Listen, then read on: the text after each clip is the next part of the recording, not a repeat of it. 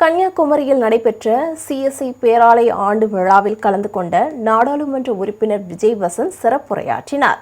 கன்னியாகுமரி மாவட்டத்தில் தென்மண்டல சிஎஸ்ஐ பேராலயம் தொடங்கி 68 ஆண்டுகள் நிறைவடைந்த நிலையில் நாகர்கோவிலில் உள்ள தனியார் கல்லூரியில் ஆண்டு விழா நிகழ்ச்சி நடைபெற்றது.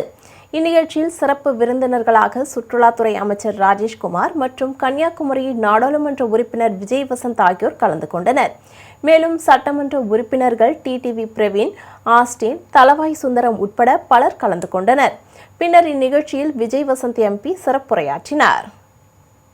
நம்மளுடைய வளர்ச்சி மட்டுமல்ல, மாவட்டத்தோட வளர்ச்சியும் சேர்ந்து இணைந்து நம்ம எல்லாம் செயல்பட வேண்டும் என்று கேட்டுக்கிறேன். இது போல அண்ணன் சொன்னது போல தமிழ்நாட்டில் நீங்க பார்த்துக்கோங்க, டெல்லியில நானும் இப்ப ராகுல் பிரதமர் பார்த்துக்கோங்க.